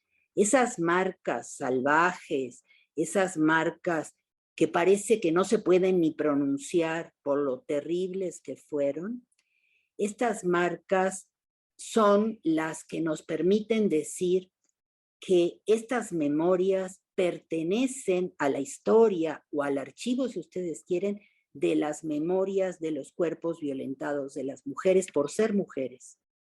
Recuerdo que alguna vez discutíamos si la definición de feminicidio, que tiene que ver con la muerte ritual, diríamos, y con la muerte con ciertas marcas muy particulares de los cuerpos de las mujeres por ser mujeres, nos satisfacía como explicación o tendríamos que pensar más. En el caso que tú nos propones, es evidente que la matanza de Acteal se dirigió sobre todo contra los cuerpos de las mujeres y dejó una marca, yo me atrevería a decir, quizá la palabra salvaje no es una buena palabra porque implica comparar a los hombres con los animales, como si los seres humanos ya se hubieran liberado de su relación salvaje con el mundo. En realidad deberíamos decir lo contrario, fue muy humano porque solo los hombres le hacen eso a los cuerpos de las mujeres. Ningún animal conocido le hace eso a los cuerpos de las hembras, únicamente los seres humanos. Bueno, después de mi agradecimiento, Natalia, quisiera retomar el título. Lourdes decidió ponerle a esta sesión escenarios actuales de la lucha feminista y memoria de los cuerpos violentados, y abre 3 conceptos o 3 nociones que deben ser pensadas. Sobrevivir, que es lo que las mujeres de Acteal han hecho hasta ahora, ellas y sus herederas. Victimizar, que es lo que hicieron los grupos paramilitares preparados por el Estado mexicano, por Zedillo, que era presidente en ese entonces, práctica que continúa ejerciendo la misma violencia en esos mismos territorios de Chiapas y en esos mismos territorios donde confluyen los cuerpos violentados de mujeres por ser mujeres, por ser cuerpos campesinos, por ser cuerpos indígenas, por ser cuerpos de pobres, ¿no? Ahí hay una marcada intención de desaparecer en nombre del racismo, en nombre del clasismo, sin duda del patriarcado, estos cuerpos, desaparecerlos de la tierra. No en balde, Natalia comentaba en una parte de su trabajo que el grito de estos grupos paramilitares es: acabemos la semilla, matemos a las mujeres, abrámosle el abdomen, saquemos a los bebés, a los fetos, cortémosle los pechos. O sea, todo aquello que implica reproducción de un grupo humano, de unos cuerpos humanos, tiene que acabarse. Y esto es algo que las mujeres tenemos que volver a pensar. La última palabra que estaba en nuestro título era revictimizar. Revictimizar sería hoy que los grupos feministas en México o en el resto de Avia Yala, de América Latina, no se atrevan y no decidan hacerse parte, hacerse voz de esta memoria de los cuerpos violentados de Acteal para incluirlas en su propia genealogía de las luchas. El feminismo hoy tiene que ser un feminismo, obviamente, de cuerpos de mujeres, para hacer la denuncia de las violencias contra los cuerpos de las mujeres, pero debe ser un feminismo indígena, aquí en América Latina. Debe ser un feminismo de clase, debe ser un feminismo que se dé cuenta que las mayores violencias contra los cuerpos de las mujeres es a las mujeres campesinas, contra las mujeres indígenas y contra las mujeres pobres. Y ya es hora de que el feminismo en su totalidad, como decía Erika hace un momento, construyan un frente común a partir de asumir como propia esta memoria de los cuerpos violentados de las mujeres de Acteal. Y sumar esta experiencia absolutamente singular e indescriptible a otras experiencias donde podemos incluir sin duda a los feminicidios. Y lamentablemente seguimos incluyendo a los feminicidios. La mayor parte de mujeres pobres, de mujeres campesinas o de zonas obreras, que además de padecer los embates del capitalismo y de los aparatos de Estado nacionales, además tienen que cargar en sus propias memorias con esta violencia permanente contra sus cuerpos. Violencia que en realidad es genocida. Como decíamos hace un momento, de lo que se trata es acabar estos cuerpos y acabar con la posibilidad de que estos cuerpos se reproduzcan y den lugar a más hijas e hijos, pobres, campesinos, indígenas, de Abya Yala, es decir, latinoamericanos. Creo que esto es un recordatorio importante y yo, si me lo permiten, y si me lo permite Lourdes, me gustaría proponer que discutiéramos esto en la próxima sesión del Museo de la Mujer, que propusiéramos la necesidad de que el feminismo asuma esta memoria, la trabaje, primero la asuma como propia, se organice también en una forma frentista, podríamos decir, en torno a una memoria como esta, que no la rehuya y al mismo tiempo que pensemos por qué los feminismos han rehuido esta tarea. A mí lo que me parece interesante es por qué el feminismo contemporáneo ha rehuido. Por supuesto, hay casos que se salen de esto. La misma Erika y antes Natalia estaban citando a Aida Hernández. Y como ella, hay muchas feministas que además de ser antropólogas y que su propio objeto de estudio las ha conducido a este tipo de matanzas imperdonables, pese a esto, hay otras mujeres feministas sin el interés, digamos, antropológico, pero sí desde otros campos de lucha que han incluido esta memoria. Pero hacernos la pregunta de por qué el feminismo le da la vuelta, porque esto es, en pocas palabras, revictimizar. O sea, mi planteamiento sería, los feminismos contemporáneos, no todos, por supuesto, están tendiendo a revictimizar a las mujeres, a las víctimas, y las revictimizan a través del aparato del olvido. El olvido no solo es algo que sucede, no es que algo se te olvide, hay toda una propuesta de olvidar, de sacar de la historia de las mujeres este tipo de experiencias innombrables. ¿Por qué?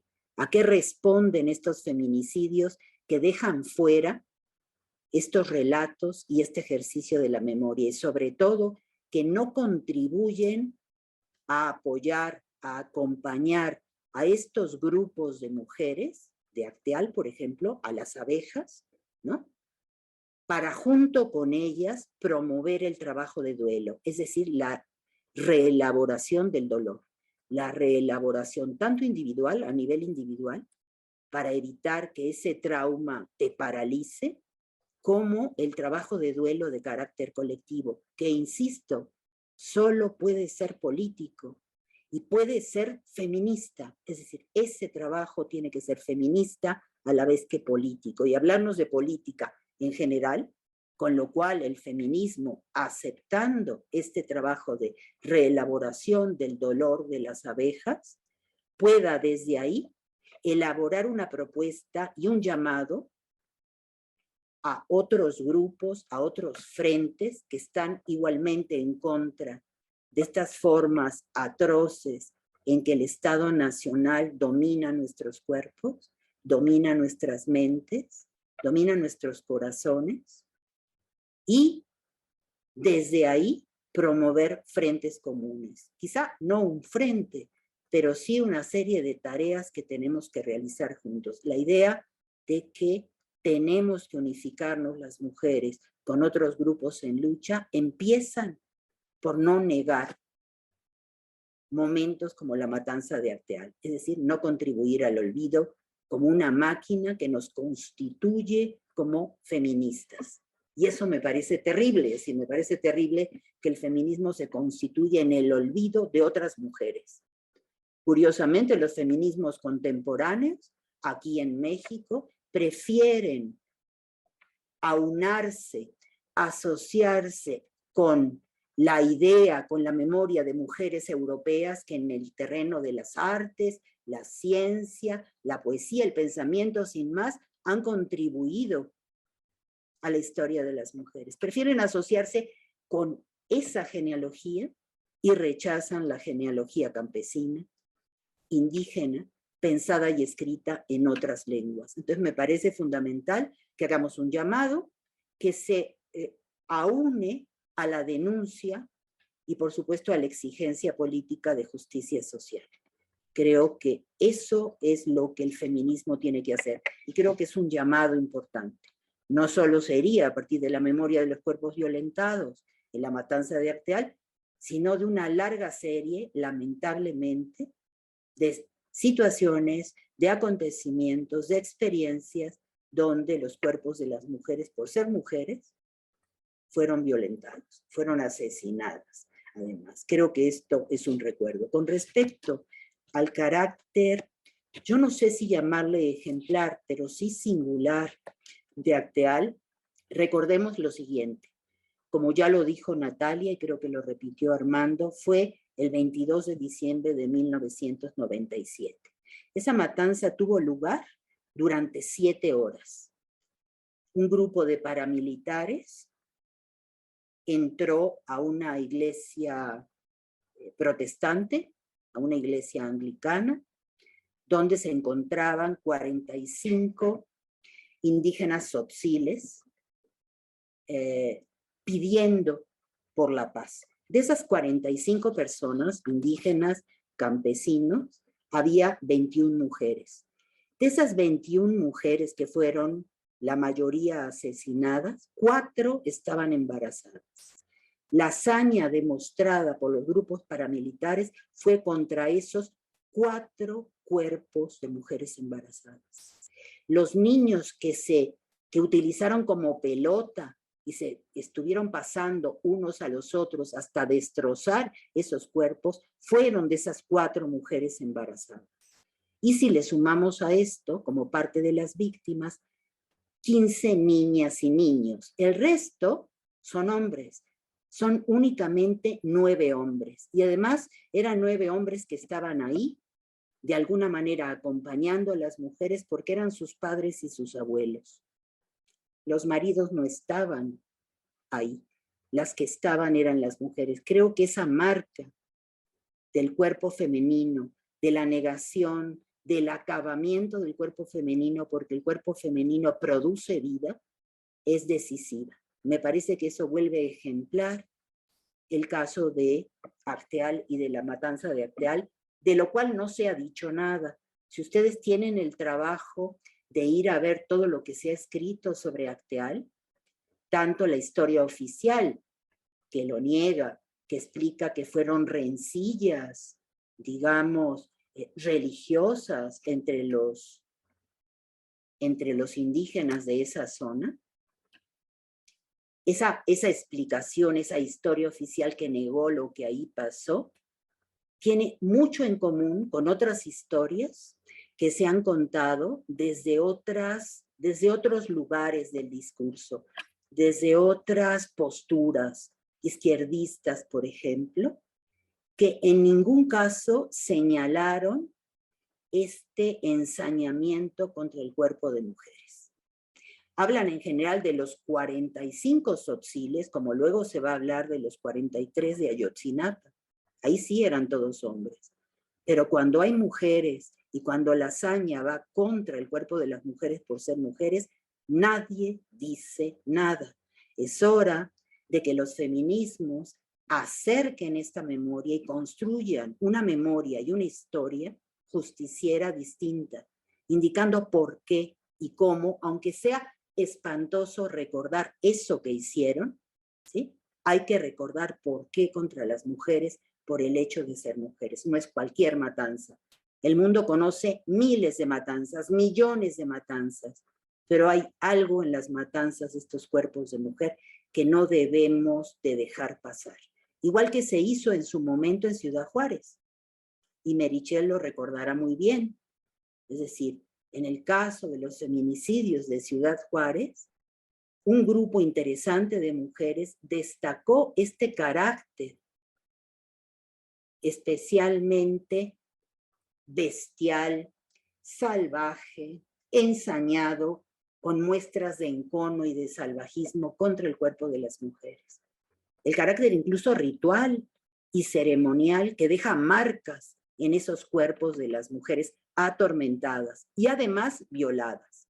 Recuerdo que en los textos que yo estaba leyendo, solo un texto recordó, pero como al pasar, que además parecía, fíjense, parecía que habían sido violadas. Y sin embargo, los testimonios conseguidos por Aída Hernández y por otras mujeres, tanto antropólogas como sociólogas y como psicólogas, plantearon, ojo, que la violación era parte del modo como, o sea, del modus operandi. No era cualquier tipo de violencia, no era matar y ya, era matar de cierta manera, acabar con este cuerpo porque era un cuerpo de mujer. Creo que eso es deber del feminismo.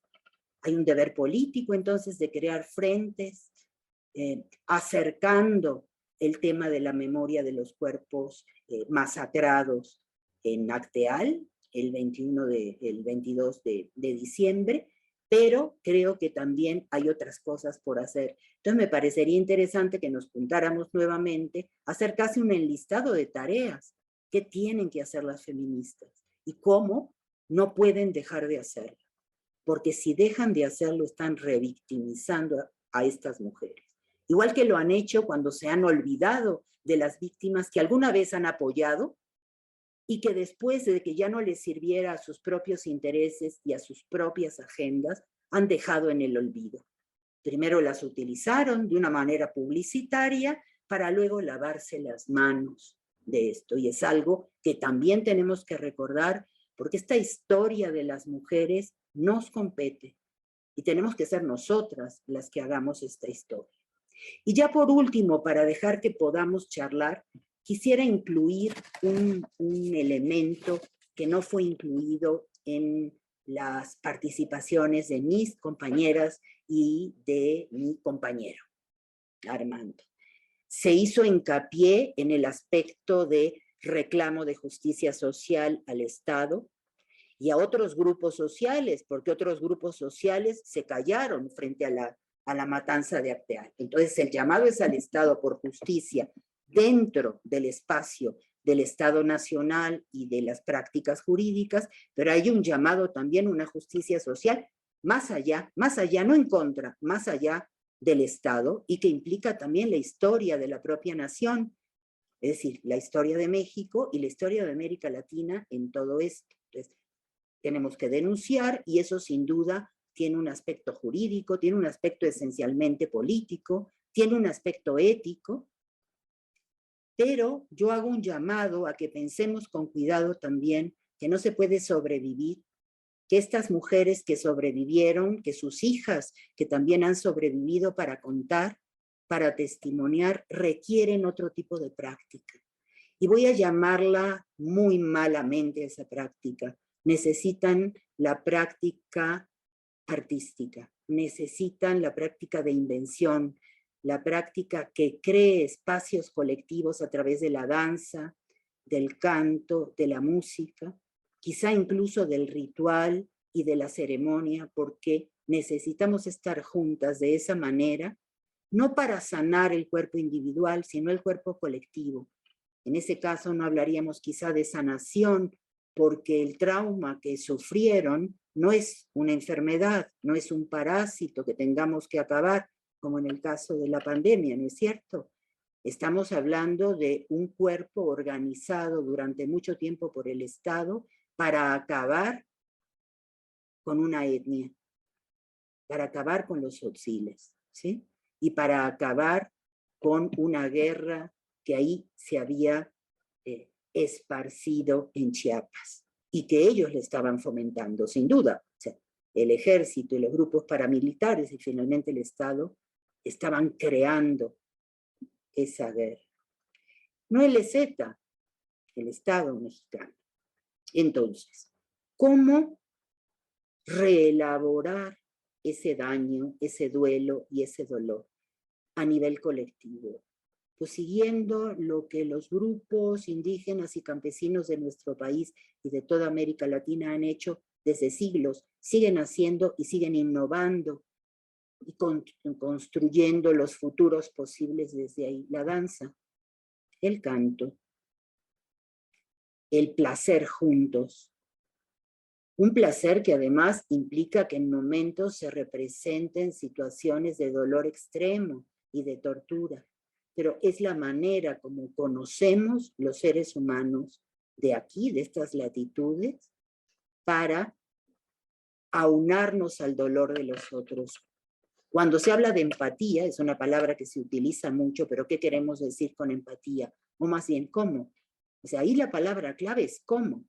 No es únicamente un sentimiento que salga de las entrañas, del corazón o de la mente o del compromiso histórico o político.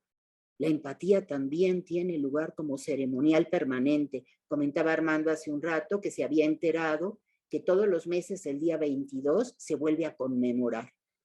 Hasta donde yo sé, la última conmemoración fue en diciembre, donde se conmemoró un año más. Y esa conmemoración incluyó comer juntos, cantar juntos, danzar juntos, contarse una y otra vez las mismas historias, es decir, dar pie al testimonio. Pero ese ejercicio popular, de cultura popular, es un ejercicio artístico también. Entonces, incluyo entre las cosas que podríamos pensar el próximo mes, ¿no? Y quizá en nuestras juntas, en el seminario, incluir esa otra parte. La manera como los seres humanos y las mujeres en particular, al hacer cosas juntas, reelaboramos el dolor. Una de las maneras, y la conocemos muy bien, es a través del tejer juntas. Y esto lo han hecho en Chiapas.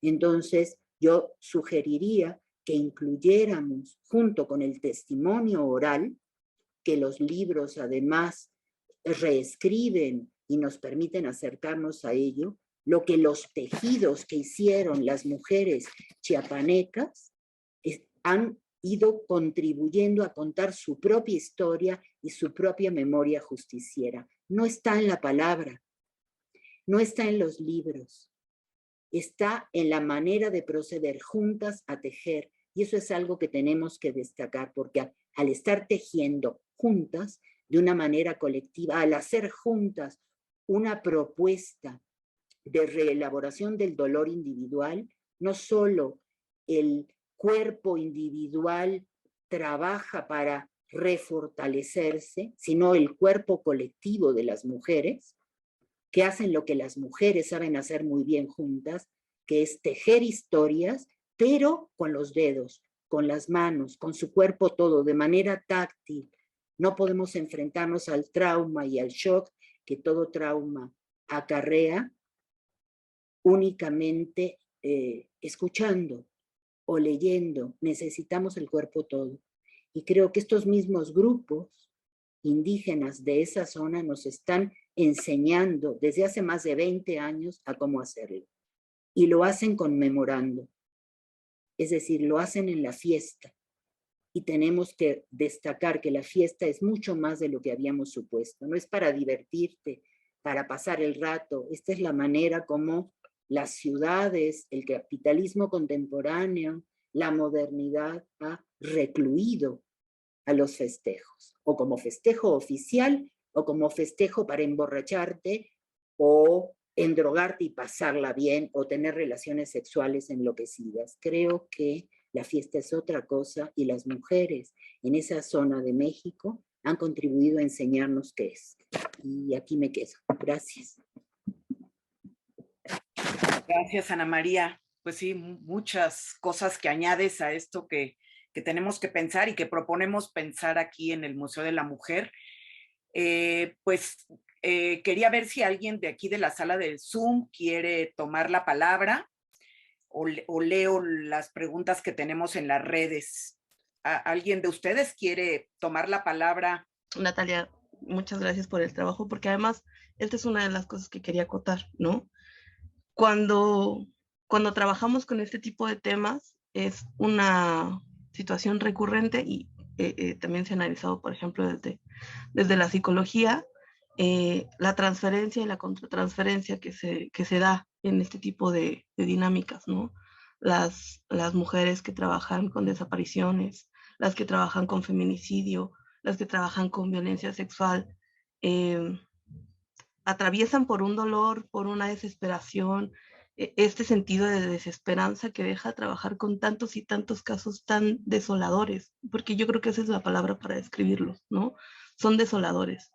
Y que no somos partícipes, porque somos las investigadoras, ¿no? No nos hacemos tan partícipes de estos ejercicios de sanación, ¿no? Porque además parece que somos en esta visión patriarcal de cómo se investiga, a nosotras no nos atraviesa, ¿no? Nosotras solo vamos y tomamos testimonio, nosotras solamente vamos y hacemos un marco teórico, y el dolor que queda para las investigadoras, para las teóricas, que se ven atravesadas y que se involucran con este tipo de temáticas, no hay un espacio para configurarlo, para representarlo y para trabajarlo, ¿no?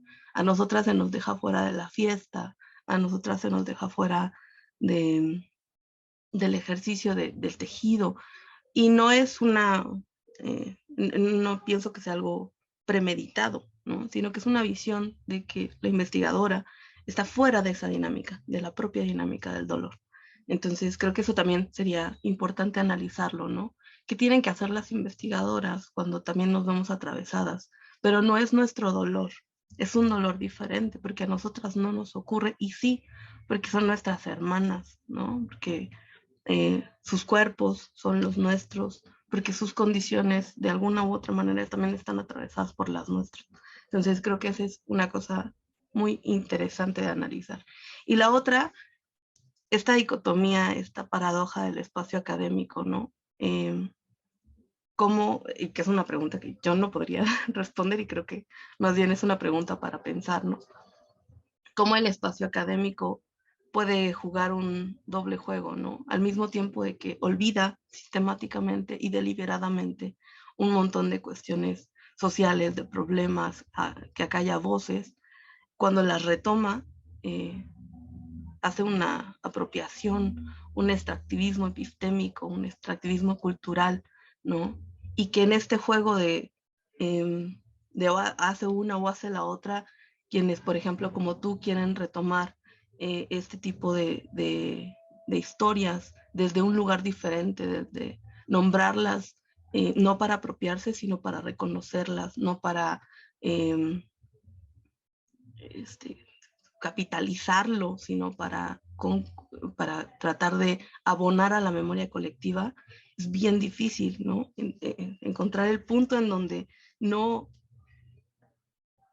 tomas sus historias para apropiarlas, sino para contribuir, que era lo que discutíamos en la sesión del seminario, ¿no? Y que el doctor Armando planteó también muy bien, como nuestro ejercicio no quiere hacer una apropiación, no pretende venir y contarles cómo se hace, quiere desde la academia plantar posicionamiento y decir esto no se tiene que olvidar. Y que bien sabemos que aquello que no pasa por los libros, que no forma parte de la academia, se olvida sistemáticamente. Entonces, esas dos cosas serían como puntos que quisiera abonar para alguna otra sesión y ya. Y muchas gracias, Natalia. Gracias, sí, lo podemos retomar para la próxima sesión, esto que propones, Natalia Cruz. Te paso el micrófono ahora a Merichel. Hola, abrazos a todo el mundo. Ahorita que estaba escuchando a la doctora Ana María, me puse a pensar en algunos casos que estamos documentando hoy, que están pasando hoy, que tienen que ver con la violencia brutal contra las mujeres migrantes en Estados Unidos. Por ejemplo, cómo son tratadas por el ICE o cómo son tratadas. Aquí hay un campamento de migrantes que se llama el Chaparral, que a las 5 de la mañana llegó la alcaldesa con organismos de derechos humanos y ONGs y que andan ahí con la bandera gay para todos lados, que ya no extraña que hagan cosas mal, ¿no? Con su bandera gay, pero bueno, fueron a levantar a las personas migrantes, les dieron 15 minutos para sacar sus cosas. Muchas de las madres habían recuperado actas de nacimiento de sus hijos e hijas y ahorita pues todos se los levantaron ahí porque se llevaron las cosas a la basura. También pienso, por ejemplo, cómo jugaban con los cadáveres de las mujeres migrantes, los Minutemen, los hombres que se ponían a cazar a migrantes en la frontera, sobre todo de Texas, también hay acá en California, pero es más por allá. Y cómo, por ejemplo, se dan los linchamientos, que todavía se siguen dando, tal vez ya no los cuelgan en árboles tan evidentemente como antes aquí en la frontera, personas mexicanas y afrodescendientes y japonesas. Pienso en los campos de concentración y cómo es que tiene que ver con una xenofobia muy cargada y también los movimientos de desaparecidos, ¿no? Que muchos de ellos entiendo cómo es que se manejan lejos del feminismo y los movimientos antirracistas, porque mucho del feminismo es muy racista, es muy clasista. Inclusive ahora, por ejemplo, estoy en una agrupación que se llama Todas México y están debatiendo que si tienes que tener vulva para ser mujer, ¿no? Entonces siento que regresamos como a los 40 o antes, inclusive cuando los hospitales psiquiátricos, pensando en las historias de aquí de Estados Unidos y de México, como si tenías ciertas características ya te metían al psiquiátrico, ¿no? Estoy segura que yo por ser lesbiana, por ser gorda, un montón de otras cosas estaría en un psiquiátrico, ¿no? Si estuviéramos en esos tiempos. Y muchas de estas mujeres de Acteal, pues ni siquiera llegan a ese nivel, ¿no? Las mujeres indígenas eran las que tal vez nos atenderían a las que estuviéramos encerradas en el psiquiátrico. Entonces, pienso, con estos campos de concentración, estas prácticas brutales y este alejamiento de los movimientos de desaparecidos y muchas veces de las mismas madres que andan buscando justicias para sus hijas asesinadas, tienen mucho que ver con que no nos hemos fijado precisamente en lo que decía la doctora, en el modus operandi. ¿Por qué les rebanan los pechos? ¿Por qué juegan con los fetos los militares? ¿Por qué cuelgan a los cadáveres de las migrantes? Pues mucho de eso tiene que ver precisamente con un episodio de una serie que se llama Black Mirror, de cómo las personas ajenas o extrañas eran vistas como cucarachas, ¿no? Como es esta serie donde les dan a los soldados unas pastillas como una droga para que vean a las demás personas como unos fenómenos. Y yo creo que esta pastilla ya nos la hemos tomado mucho. Y tanto nos la hemos tomado que por eso dentro del feminismo no estamos viendo esto. Yo inclusive ya estoy más alejada de lo que puede ser el feminismo en la práctica y estoy pensando más en poner una agencia privada de investigación de delitos contra las mujeres, feminicidio, trata y desaparición, porque el propio Estado no está resolviendo y porque las mismas personas tampoco, ¿no? Y les digo, bueno, lo llevo un poquito a lo práctico, a lo que me está haciendo hacer, pero cada vez lo veo más grave, esto que mencionan. Y lo de Acteal, pues sí, solamente se menciona con estos grupitos de machos progres que traen su camiseta del Che Guevara y son medio cabrones con las mujeres, ¿no? Entonces sí creo que es muy necesario llevar estos acontecimientos brutales y compararlos con lo que está sucediendo ahorita, por ejemplo, con las migrantes para poderlo llevar a una realidad, porque mucha gente lo ve muy ajeno. Y es todo, y saludos a todo el mundo. Gracias, gracias Merichel. Pues no sé si alguien más quiere tomar aquí, abrir su micrófono de quienes están en la sala Zoom. Tenemos comentarios en las redes. ¿Nadie más quiere intervenir ahorita? Bueno, tenemos Mar Franco dice, necesario ver y reflexionar sobre el impacto e importancia que tienen los relatos de violencias que sufren cuerpos y grupos invisibilizados, y justamente como se mencionó ahorita, esos relatos permiten señalar que la violencia sobre las mujeres y cuerpos feminizados es una violencia atravesada por el patriarcado, una violencia que busca lastimar y marcar los cuerpos, matar la semilla. Dice, me quedo con un comentario que se hizo, mantener el pasado en el presente, recordatorio para que no se olvide ni se niegue esta memoria colectiva. Agradece el texto de Natalia Talavera. Circe López habla también de las atrocidades en Michoacán, en Tierra Caliente, que no olvidemos esas otras zonas del país con estos fenómenos que se han extendido a otros territorios. Ana Karina agradece y dice que hay mucho por reflexionar, que hay que pensar en los hechos históricos y en la serie de violencias a las cuerpas de las mujeres indígenas. Dice que ha sido interesante esa apropiación o esa transformación de ciertos términos como vocabularios políticos, vocabularios críticos, que ya lo habíamos también estado mencionando aquí, ¿no? Acuerpar, cuerpa, etcétera. Y eso me lleva también a lo que ya reflexionamos sobre acompañamiento, trabajo de duelo colectivo. Dora Romero pide que si se puede socializar el texto de Natalia. Y Monse Romero felicita a esta sesión. Elida Torres Santiago está escuchándonos desde Oaxaca, en la costa de Oaxaca. Dice que pertenece a un grupo de mujeres afromexicanas. Y Difie Ujabo, de la Universidad Autónoma, dice que hay que hacer una formación integral de estudiantes. Y Verónica Rangel dice que hay que salir de ese análisis esencialista de los cuerpos sexuados en femenino para, como se habló aquí, pensar en agendas comunes, pensar en frentes, en alianzas, y por realmente temas importantes como esta violencia extrema, que como ya habíamos dicho también hace rato, se ancla en, bueno, la violencia letal, como el caso que nos relata Natalia Talavera, pero el componente de la connotación sexual, ¿no? De la violencia sexual, de la destrucción de los cuerpos, aparato reproductivo, del cercenar genitales, etcétera.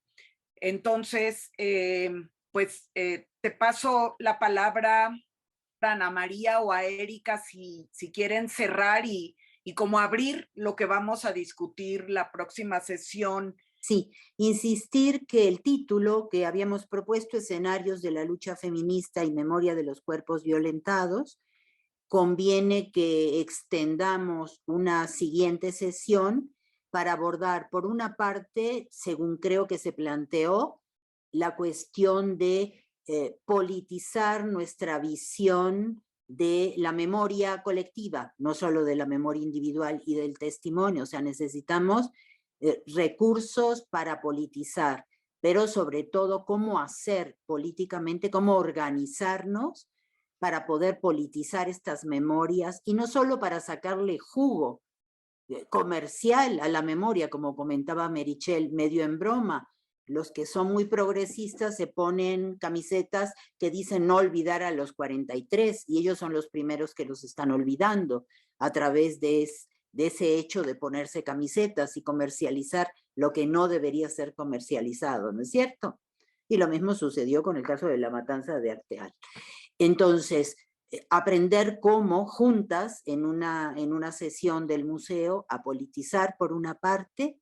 Por otra parte, yo había propuesto analizar cómo la reelaboración no pasa únicamente por el análisis, ojo, que estoy diciendo únicamente, no pasa por el análisis, digamos, desde la teoría del inconsciente, desde la psicología y de las terapias de este tipo, y por lo tanto de la palabra frente al analista, que es sin duda, el analista es la autoridad, por lo tanto es una palabra que ya ha sido atravesada por jerarquías y vuelta a dominar, ¿no? Entonces, eso no sería el camino de la reelaboración de este tipo de memorias dolorosas, de memorias inenarrables, sino que hay otras instancias. Y una de las instancias es lo que las mismas mujeres han hecho juntas, las abejas, para reconstruir su propio, fíjense, su propio tejido social, y lo han hecho tejiendo. Entonces creo que ahí hay elementos interesantes. Han recurrido a su propia práctica cotidiana para, a través de ella, al estar juntas haciendo cierto tipo de acciones, reelaborar. Entonces no sería el pasaje al acto, no sería repetir, no sería pasar a la acción como reacción, sino a las acciones colectivas en este proceso de integrar la memoria al presente y al futuro, para seguir vivas en el futuro, es decir, para seguir siendo sobrevivientes y aprender también de ese tipo de trabajos. Creo que también en el caso de la práctica artística de algunas mujeres han integrado ese tipo de prácticas colectivas, es decir, de hacer cosas juntas. Tejer, por supuesto, pero también hay otros elementos donde se puede pintar juntas y sobre todo se puede bailar juntas, se puede cantar juntas. Y lo que importa no solo es el contenido de nuestras canciones, sino las voces unidas, porque te dan fuerza para seguir resistiendo y para seguir siendo sobrevivientes. Y creo que también podríamos introducir esto. Y lo otro que sugiero es que volvamos a leer el texto de Natalia Talavera. Creo que hay una serie de elementos que aquí nos han vuelto a comentar, que ella tuvo el cuidado enorme que después de nuestra reunión de hace 2 días, ella metió otras partes en su propio texto, aclaró, profundizó, abrió preguntas súper interesantes, y creo que, como ya lo compartiste tu texto de una manera muy generosa, Natalia, con la gente que está aquí, con las mujeres que estamos aquí, podríamos todas tener la tarea de volver a leer tu texto y de ahí cada una sacar algunas hilachas, ¿no? Algunos hilos para irlos tejiendo en otros espacios críticos interesantes, ¿no? Ya sea de manera ética, de manera política, por el lado del análisis, con el comentario de Natalia Cruz, que fue muy interesante, y que tiene que ver sin duda con la palabra transferencia, que la dejamos fuera de la reunión de hoy, pero que está ahí presente, como el ejercicio de transferencia es un ejercicio contradictorio, tensional, es un ejercicio que se puede integrar como algo negativo, pero con efectos positivos. Y sin transferencia, decía Freud, no hay cura. Hay también contratransferencia, que es la propia que incluye el mismo analista, sin la cual no habría transferencia primaria. Entonces, analizar la transferencia, porque es parte, creo yo, de la memoria y de la herencia de las mujeres. Es decir, también podemos encontrar un elemento de transferencia, es decir, de operación de esa naturaleza en las memorias, aun cuando quien hace las memorias ni sabe quién fue Freud. No importa, porque esto es una operación que nuestro propio aparato psíquico lleva a cabo para seguir viva y seguir adelante y poder ayudar a las nuevas generaciones y también a las generaciones del pasado, porque el frente no es únicamente con otros individuos de la misma edad y por supuesto del mismo sexo, de la misma clase social. Un frente común implica todas las diversidades. Entonces tenemos que saber unir todo eso, y a veces la transferencia tiene esa, yo no sé si llamarle virtud, no, o más bien virtud sí, pero no entendida como un valor positivo, sino en su sentido más etimológico, es fuerza, es chulel, maya, es la fuerza de vida, es la fuerza para sumarse y tejerse con todos los vivientes, porque no hay sobrevivencia si no te relacionas con las otras formas de vida. con el agua, con la tierra, con los montes, y las mujeres campesinas de este país lo saben, y el feminismo ha intentado olvidarlo, dejarlo de lado o incluso ridiculizarlo, lo cual es terrible. Entonces me parece que sería un buen camino. Sí, pues gracias, Ana María. Me encantó estar aquí. Muchísimas gracias nuevamente a todos los que participaron, a todas, y por supuesto al Museo de la Mujer. Y pues sí, vamos a seguir con este tema, sobrevivir, víctima, revictimización. Creo que también preguntas por la figura política de víctima. Creo que es una pregunta interesante, ¿no? Porque se han apropiado las colectivas de la figura de víctima, sobre todo para denunciar hostigamiento, acoso callejero en el ámbito laboral, hostigamiento sexual en el ámbito docente, laboral. Y pues no me queda más que agradecerles en primer lugar a Natalia Talavera por su texto, gracias por tu generosidad también de compartirlo, a Armando, a Erika, a Ana María, a Natalia Cruz, a Merichel, que también estuviste hoy aquí presente para poder complejizar el análisis. Gracias al museo, a todo el equipo, y descansen, buen fin de semana.